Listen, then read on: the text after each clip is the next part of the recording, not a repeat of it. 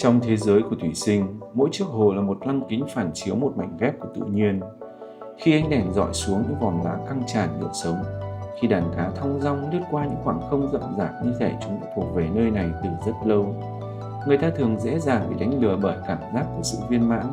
Chúng ta thường mặc định rằng để kiến tạo nên một bức tranh trọn vẹn và tĩnh tại như thế này, người chơi hẳn phải được bắt đầu bằng những điều kiện hoàn hảo nhất, những nguyên liệu đắt giá, những khối đá độc bản được lùng sục cắt khe và một quỹ thời gian thong thả để nắn nót tới từng chi tiết nhỏ. Nhưng sự thật đôi khi lại mang một dáng vẻ hoàn toàn khác. Vẻ tĩnh tại và bình yên mà các bạn đang ngắm nhìn ngay lúc này không hề được sinh ra từ sự dư dả. Ẩn sâu bên dưới lớp áo xanh mướt và mềm mại kia thực chất là một câu chuyện được viết lên từ sự vội vã của thời gian, từ những vấn đề rất đỗi đời thường và thực tế. Ba chiếc hồ mà các bạn đang thấy ở đây dù mang những hình dáng khác nhau nhưng lại cất giấu chung một bí mật, tất cả đều được nhào nặn từ cùng một bộ đá vỉa Nhật quen thuộc. Chính vì vậy, năm nay thay vì mải miết chạy theo một sự hoàn hảo xa xôi hay rong ruổi tìm kiếm nguyên liệu mới, tôi chọn cách tiếp tục làm bạn với bộ đá của mình thêm một mùa nữa, để xem liệu tự nhiên có thể một lần nữa thay đổi được những điều giản dị và cũ kỹ nhất hay không.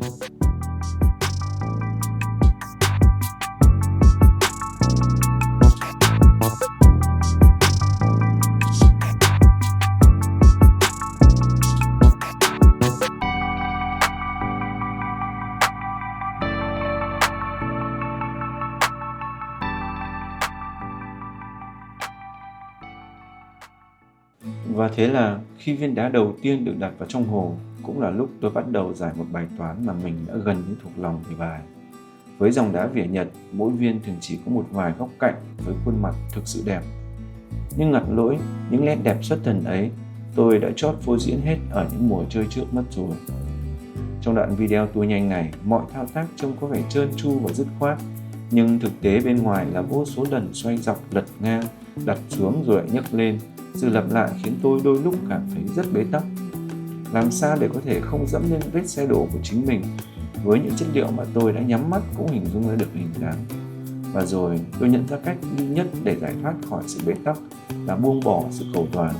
Thay vì cố gắng gượng ép những viên đá cũ kỹ này tạo ra một sự vĩ đại, tôi sắp xếp chúng thành một bộ khung khiêm nhường hơn, một bố cục đủ vững chãi để nương tựa, nhưng cũng cố tình để ngỏ những khoảng trống, những đường nét đứt gãy và những mảnh khối chưa thực sự gắn kết. Nhìn vào khung thô ráp này, nó không hoàn hảo và để lộ rất nhiều điểm yếu, nhưng đó chính là chủ ý của tôi. Tôi muốn đá lùi lại phía sau, chấp nhận những khiếm khuyết của chính nó để nhường lại toàn bộ sân khấu cho sự trỗi dậy và chữa lành của cỏ cây ở phần tiếp theo.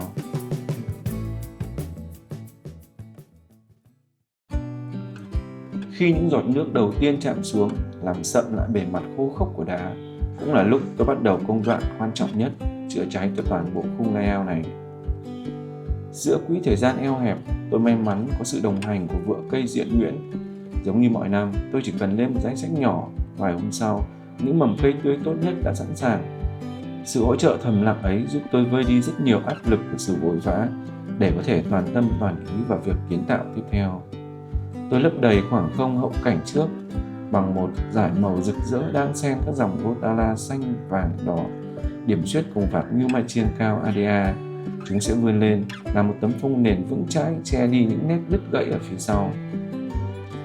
Còn ở tiền cảnh, với những loại cây mỏng manh như chân châu Cuba, chân châu ngọc trai, tôi áp dụng một mẹo nhỏ. Tôi tận dụng những cái gạc tưa lưỡi của trẻ em, nhồi một chút phân nền vào bên trong, rồi buộc lại làm giá thể. Một cách làm thủ công, mộc mạc từ những vật dụng rất đỗi đời thường nhưng lại vô cùng hiệu quả.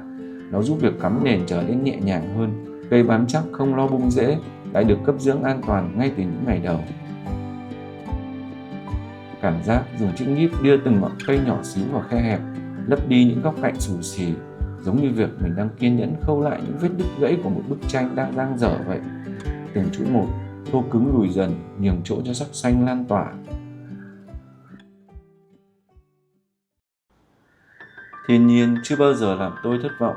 Trải qua từng tuần lễ, những mảnh cây mầm bé nhỏ ngày nào đã vươn mình, đan xen vào nhau, ôm trọn lấy những khối đá vỉa cũ kỹ.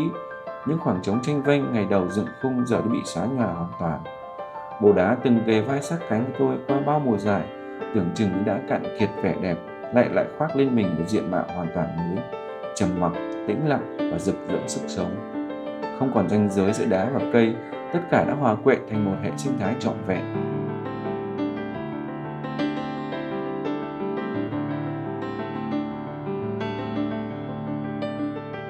Khi những vòm lá đã đạt đủ độ rậm rạp và hệ sinh thái trong hồ bước vào trạng thái ổn định nhất, tôi chào đón những cư dân đầu tiên. Sự xuất hiện của đàn cá tung tăng bơi lượn qua những khe đá cũ chính là nhịp đập cuối cùng thổi bừng sinh khí cho toàn bộ bức tranh này. Ngắm nhìn chiếc hồ lúc này, tôi nhận ra một điều: bộ đá vỉa Nhật từ năm 2022 của tôi đã thực sự có một cuộc đời mới. Nó không còn mang vẻ gai góc, gượng gạo hay lộ rõ những khoảng hẫng của ngày đầu chạm vá. Bằng sự tĩnh lặng và sự sống bền bỉ, tự nhiên đã biến những khiếm khuyết của phần cứng trở thành điểm tựa, tán cây che chở cho đá và đá lùi lại làm nền để tôn lên sự rực rỡ của cỏ cây. Hành trình kiến tạo không gian này nhắc nhở tôi rằng trong thú chơi thủy sinh, chúng ta không nhất thiết lúc nào cũng phải bắt đầu bằng những điều kiện lý tưởng hay những vật liệu mới mẻ, đắt tiền nhất. Đôi khi một chút giới hạn về thời gian, một chút eo hẹp về kinh tế lại có cơ hội để ta học cách chậm lại, trân trọng và thấu hiểu sâu sắc hơn những gì mình có trong tay. Làm bạn với bộ đá cũ thêm vài mùa nữa, tôi không chỉ cứu được một layout mà còn tìm thấy cho mình sự tĩnh tại thực sự sau những bộn bề của đời sống hàng ngày. Cảm ơn các bạn đã dành thời gian lắng nghe câu chuyện của tôi ngày hôm nay. Chúc các bạn mạnh khỏe, giữ vững đam mê và đừng quên cuộc hẹn của chúng ta vào mùa thủy sinh 2026 tiếp theo nhé. Thân ái và hẹn gặp lại.